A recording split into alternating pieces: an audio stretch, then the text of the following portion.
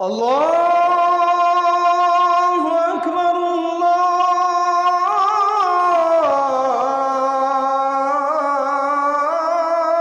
আল্লাহু আকবার।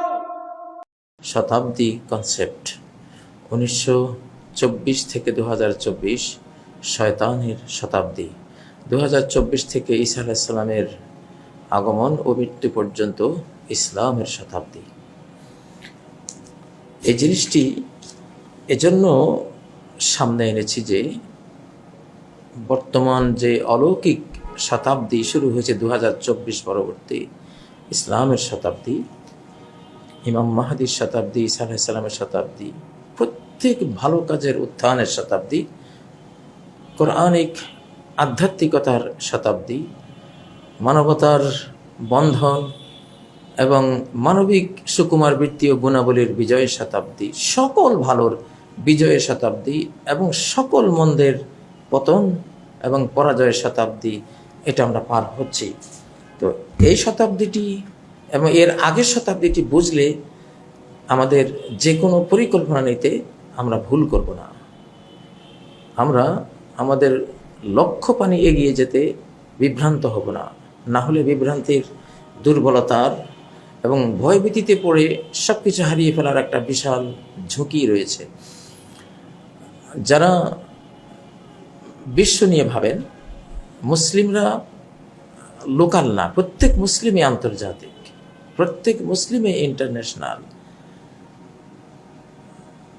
মাল্লাম ইয়াহতাম্মা বিআমরিল মুসলিমিনা ফালাইসা মিনহুম, নবী সাল্লাল্লাহু আলাইহি ওয়াসাল্লাম বলেন, সারা বিশ্ব মুসলিমের ব্যাপারগুলো নিয়ে যে মুসলিম ভাবে না, সে তাদের অন্তর্ভুক্ত নয়। তো শতাব্দী কনসেপ্ট কি? অর্থাৎ শতাব্দী কনসেপ্ট হলো আমাদের যে এই মুসলিম উম্মাহ, মুসলিম জাতি, এই জাতিটির যদি পতন হয় কখনো, তখন 1 শতাব্দী পরে আবার সে রিফর্ম করবে, জেগে উঠবে, তার হারানো সব কিছু ফেরত পাবে।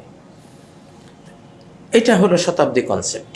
এই শতাব্দী কনসেপ্টটি আমরা প্রথম দেখব নবী সাল্লাল্লাহু আলাইহি সাল্লামের একটি হাদিসের মধ্যে, যেখানে তিনি বলেছেন, আরাআইতাকুম লাইলাতাকুম হাযিহি ফাইন্না রা'সা মিআতি সানাতিন মিনহা লা ইয়াবকা মিম্মান হুয়া আলা যহরিল আরদি আহাদ। এটি সহিহ বুখারীর 116 নম্বর হাদিস, সহিহ মুসলিমের 2537 নম্বর হাদিস, সহিহ হাদিস। একদিন নবী সাল্লাল্লাহু আলাইহি সাল্লাম এশার পরে সালাত পড়ে সাহাবায়ে কেরামের অভিমুখী হলেন, তাদের দিকে ঘুরে বসলেন, তারপর বললেন, এই যে রাতটি, আজকে এখন যে এশার সালাত পড়লাম, এই রাতটি মনে রেখো, আজকের এই রাত থেকে কাটায় কাটায় গুনে 100 বছর যেদিন পূর্ণ হবে, এই 100 বছর পূর্ণ হওয়ার সাথে সাথে আমার সাথে আজকে যারা বেঁচে আছে পৃথিবীতে, কেউই আর থাকবে না। এই শতাব্দীর সমাপ্তি ঘটে যাবে, মানে সবাই কবরে চলে যাবে, কেউই বাঁচবে না। তো এটা ইতিহাস সাক্ষী। সাহাবায়ে কেরামদের আত্মজীবনী ঘাটলে দেখা যায়, সর্বশেষ সাহাবী যিনি নবীজির ওই রাত থেকে 1 শতাব্দী বেঁচেছিলেন, তোফাইল ইবনে আমর, ঠিক কাটায় কাটায় শতাব্দী শেষ তিনিও পৃথিবী থেকে বিদায় হয়ে গিয়েছিলেন। তো মানে শতাব্দী কেন্দ্রিক একটা পরিবর্তন। তো এটি আমরা আরেকটি হাদিসে দেখব। সে হাদিসটি হলো, ইন্নাল্লাহা ইয়াবআথু লিহাযিল উম্মাহ আলা রাসি কুল্লি মিআতি সানাতিন মান ইউজাদ্দিদু লাহা দীনাহা। আল্লাহ তাআলা এই উম্মতের জন্য, এই উম্মতকে তার ঘুম থেকে জাগিয়ে তোলার জন্য, তার পতন থেকে উত্থানে রূপান্তর করার জন্য 100 বছরের মাথায়, প্রত্যেক 100 বছরের মাথায় এমন ব্যক্তি বা ব্যক্তিবর্গ তিনি প্রেরণ করবেন মনোনীত করে, যারা উম্মতের দ্বীনকে সামগ্রিকভাবে নবায়ন করে দেবে। তো এখন আমরা 2025 সালে আমরা মুসলিমদেরকে দেখতে পাচ্ছি একটা পতন প্রাপ্ত জাতি হিসেবে। এই ইতিহাসটা কতদিনের, কয় বছরের? 100 বছরের। নবী সাল্লাল্লাহু আলাইহি সাল্লামের নবী হওয়ার দিন থেকে প্রায় 1350 বছর গোটা বিশ্বকে লিড দিয়েছে এই উম্মাহ। সারা বিশ্বের তখন সংবিধান ছিল মুসলিমদের আল কোরআন। মুসলিম যে প্রায় 3-4 মহাদেশব্যাপী এর সাম্রাজ্য ছিল, তুরস্কের ইসলামী সাম্রাজ্য পর্যন্ত, এদের সংবিধান ছিল আল কোরআন। আমাদের এখানে যে 1757 সালে সিরাজউদ্দৌলার যেই পতনটা হয়েছিল, এখানেও সংবিধান ছিল আল কোরআন। মুঘল সাম্রাজ্যের যে প্রায় 750 বছর ভারতীয় শাসন ছিল, সেখানেও সংবিধান ছিল আল কোরআন। ফাতাওয়া আলমগিরি বা আলমগিরি ফাতোয়ার যে বিশাল কিতাব, এটা ওই সময়ের লেখা। মানে তখন পার্লামেন্ট চলতো কোরআন এবং সুন্নাহর আইনে। সৃষ্টি যার আইন তার স্লোগান এবং কনসেপ্ট এটা ছিল, সৃষ্টি যার আইন তার। তো এখন এই যে সৃষ্টি যার আইন তার, এই কনসেপ্টে 1350 বছর এই জাতি বিশ্বকে চালিয়েছে, লিড দিয়েছে। তো এটা আবার ফেরত এসছে এখন এই শতাব্দীতে, 2024। তো ওই হাদিসটি যেটা, যে আল্লাহ তাআলা প্রত্যেক 100 বছরের মাথায় এই উম্মতের জন্য মুজাদ্দিদ পাঠাবেন, ধর্মের সংস্কারক পাঠাবেন, যারা ধর্ম বলতে শুধু ধর্ম না, তার জাগতিক, তার কালচারাল, তার মেন্টাল, ফিজিক্যাল, স্পিরিচুয়াল, রিলিজিয়াস, সব সামগ্রিকভাবে ইসলামকে তুলে আনবে। তো আলহামদুলিল্লাহ, আমরা সেই সৌভাগ্যবান মুসলিম যে আমরা একটি শেতানিক শতাব্দী পেরিয়ে আসছি। 1924 সালে ইসলামী খেলাফতের পতনের পরে 100 বছর চলেছে শয়তানি আইন কানুন, মানে সৃষ্টিকর্তার স্রষ্টার আইন মানা হয়নি। তো স্রষ্টার আইন মানা না হলে কি হতে পারে, সেটা 1880 এবং 1883 সালের দুইটা বৃহত্তর ঘটনা দিয়ে আল্লাহ তাআলা ইঙ্গিত করে রেখেছেন। 1880-এর দিকে ফেরাউনের লাশ আল্লাহ তাআলা মিশরে প্রকাশ করে দিয়েছিলেন। প্রায় 3000 বছর দৃষ্টির অন্তরালে থাকার পরে 1880 সালে ফেরাউনের লাশ আল্লাহ তুলে দিয়েছেন, যেটা আমরা এখন ফেরাউনের লাশটা আমরা দেখতে পাই। যে সামনে যে একটা শয়তানিক শতাব্দী আসছে, যেখানে তোমরা ফেরাউন হয়ে যাবা, রাষ্ট্র বিশ্ব শাসকরা ফেরাউনের মতো নিজেরাই আইন কানুন দেবে, বিধাতা সাজবে। তো এই ফেরাউন যেমন বিধাতা সেজেছিল, তো তার উত্থান আর তার পতন যেভাবে হয়েছিল, যারা ফেরাউনের মতো হয়ে যাবে, অর্থাৎ স্রষ্টাকে বাদ দিয়ে নিজেরাই প্রভু সেজে বসবে, পৃথিবীর নিউ ওয়ার্ল্ড অর্ডার নামে, নিউ ওয়ার্ল্ড অর্ডার এবং আরও এর আগেও যে অর্ডারগুলো তারা 1 শতাব্দী ব্যাপী দিয়েছে, বিশ্বকে চালাবার চেষ্টা করেছে, এরা সব ফেরাউন। তো এদেরও সেই একই পরিণতি আসবে, ফেরাউনের মতোই ধ্বংসযজ্ঞ এদের উপরে বয়ে যাবে। সেটা এখন সময় একবারে, এখন হলো ধান যেমন পাকে না, এখন ধান পাকলে তো ধান কেটে ফেলা, ফসল পেকে গেছে, কেটে ফেলা হবে। এদেরও মাথাগুলো পাকছে, এখন পেকে গেছে, এখন কেটে ফেলা হবে। তো ঠিক 1880 খ্রিস্টাব্দে ফেরাউনের লাশ আল্লাহ তাআলা প্রকাশ করলেন, আর 1883 খ্রিস্টাব্দে নূহ আলাইহিস সালামের জাহাজ প্রকাশ করে দিলেন, যেটা তুরস্কের একটা পাহাড়ের উপরে, এটা ছবি সহ এখন আপনারা সার্চ দিলে দেখবেন। তো সেটা কেন, সেটা হলো ফেরাউনের লাশ দিয়ে বুঝালেন যে যারা সৃষ্টি যার আইন তার এটা মানবে না, তাদের পরিণতি ফেরাউনের পরিণতি হবে। আর নূহ আলাইহিস সালামের জাহাজ প্রকাশ করে বুঝিয়ে দিলেন যে যারা সৃষ্টি যার আইন তার এটা মানবে, তাদের মুক্তি যতই দুঃসহ বিপর্যয় ঘন দিনপুঞ্জি পৃথিবীতে আসুক না কেন, নূহ আলাইহিস সালাম যেমন বেঁচে গিয়েছিলেন তার জাহাজে, তেমনি মুমিনদেরও মুক্তি এবং নাজাত ঘটবে যে কোনো অলৌকিক উপায়ে ইনশাআল্লাহ। তো সেটা এখন এই যে হাদিসটি বর্ণনা করলাম, যে 100 বছরের মাথায় দিন রিনিউ হবে, তাহলে দিনের সাম্রাজ্য রিনিউ হবে, খেলাফত রিনিউ হবে, রাষ্ট্রীয় বিধানে যে ইসলাম থাকা ফরজ, সেটা এখন রিনিউ হবে। কেউ রোকাতে পারবে না, চেষ্টা চলবে, গোটা বিশ্ব শক্তি চেষ্টা করবে, সুপার পাওয়াররা চেষ্টা করবে এটা যাতে না হয়, কিন্তু ফলাফল হবে একেবারে বিপরীত, তারা রোখাইতে পারবে না কোনো মতে। এই হাদিসটি আবু দাউদের 4291 নম্বর হাদিস হিসাবে বর্ণিত হয়েছে। আল মাকাসিদুল হাসানার মধ্যে ইমাম সাকাবি 149 নম্বর হাদিস হিসেবে এটি উল্লেখ করেছেন। তারপরে আল্লামা আলবানী তার সহিহ হাদিস সিরিজের মধ্যে 599 নম্বর হাদিস রূপে এই হাদিসটি, তাজদীদের হাদিস, মুজাদ্দিদের হাদিসটি বর্ণনা করেছেন। তো সহিহ হাদিস, হাসান পর্যায়ের সহিহ। আচ্ছা, তাহলে এই যে একটা শতাব্দী, এই শতাব্দীর কনসেপ্ট কি, যে আপনারা বাংলাদেশে দেখতে পাচ্ছেন মন্দ মাথা ছাড়া দিয়ে উঠার চেষ্টা করছে, মাথা ভেঙে দেওয়া হচ্ছে, এটা আকাশ থেকে হচ্ছে অলৌকিকভাবে। এখন আল্লাহর কৌশল হলো গণমানুষের ঢল, বাংলাদেশে যা হচ্ছে মানবিক ঢল, মানবিক সাইক্লোন সব ভেসে যাচ্ছে।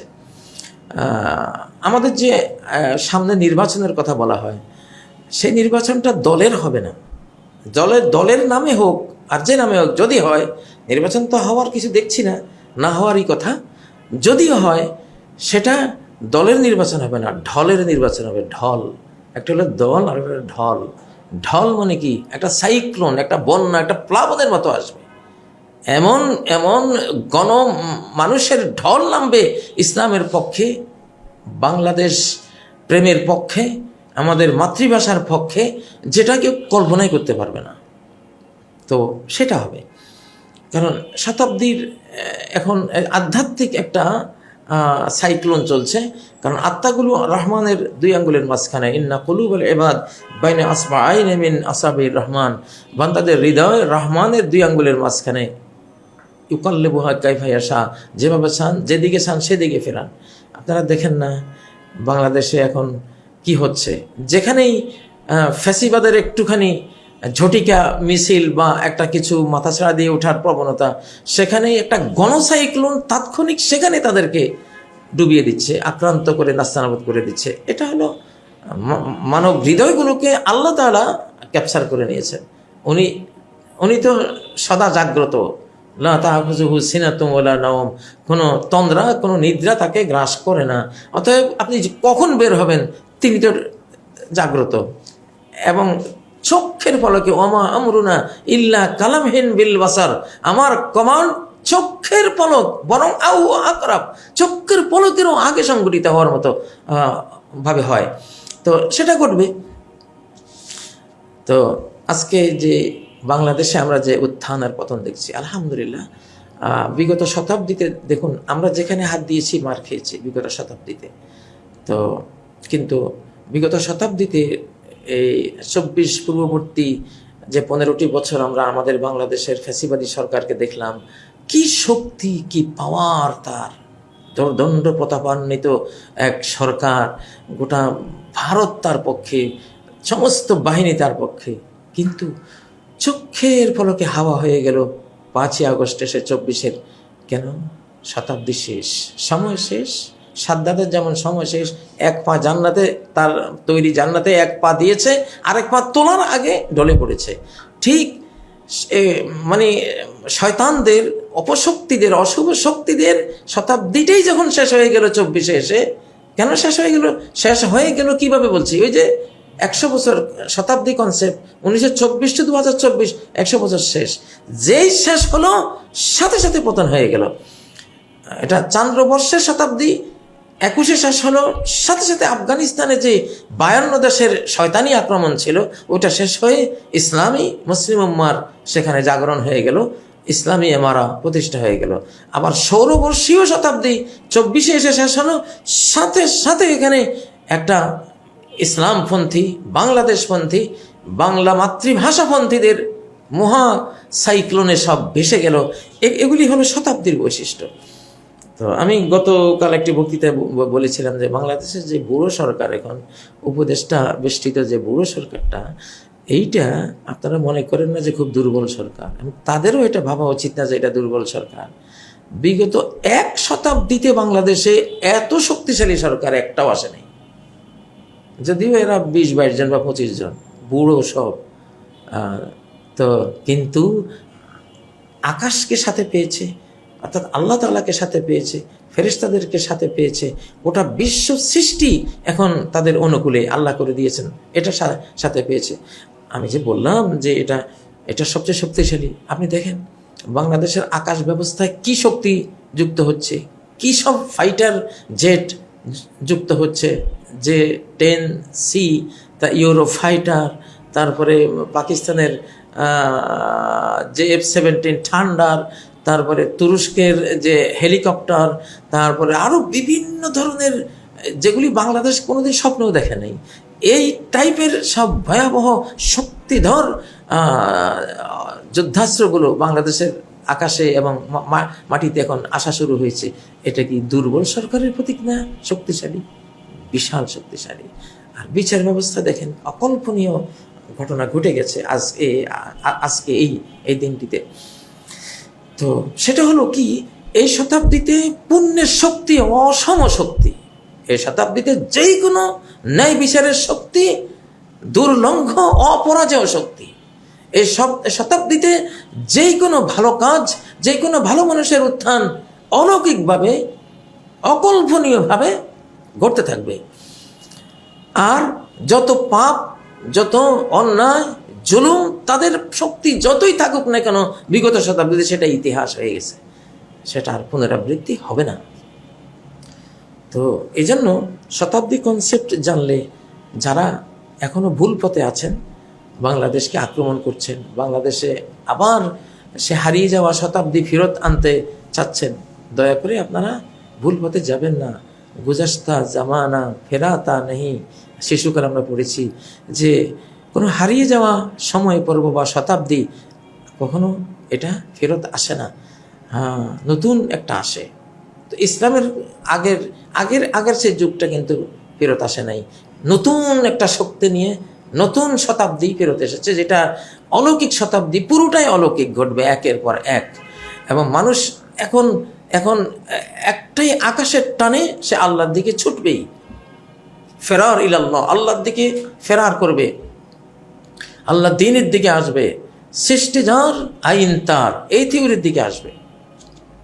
যে কোনো ন্যায্য বিচার এটা স্রষ্টার আইনেরই অংশ, হয়তো কিছু ব্যাসকম করেই ফেলেছে মানুষ, কিন্তু মূল আইনটা আল্লাহর, জাস্টিসের মূল আইনগুলো আল্লাহর, ইনসাফের মূল আইনগুলো আল্লাহর। তো আসলে এখন ওমতাজুল ইয়াওমা আইয়ুহাল মুজরিমুন, ওহে অপরাধীরা, আজকে তোমরা আলাদা হয়ে যাও, তোমরা আর পুণ্যবানদের সাথে থাকতে পারবে না।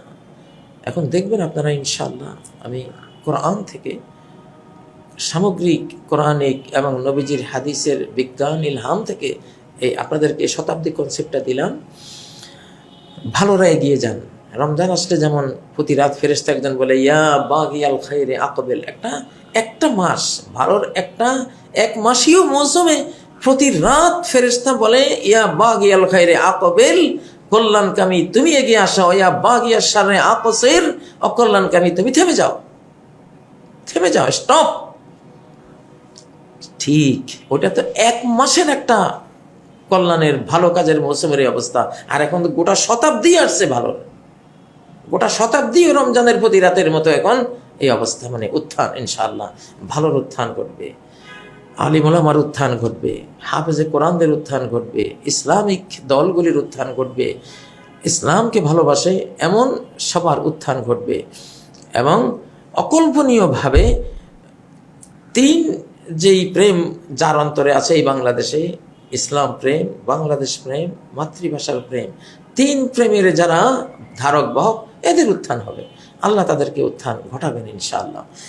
অতএব যারা এখনো বাংলাদেশে অশান্তি সৃষ্টি করছেন, আপনারা, আমি গত 2-3 দিন আগেও একবার একটা প্রোগ্রামে এসেছিলাম, আপনাদেরকে বলেছি আপনাদের ভালোর জন্য, আমাদের ভালোর জন্য অশান্তির পথে গিয়ে কেউ কিছু করতে পারবেন না।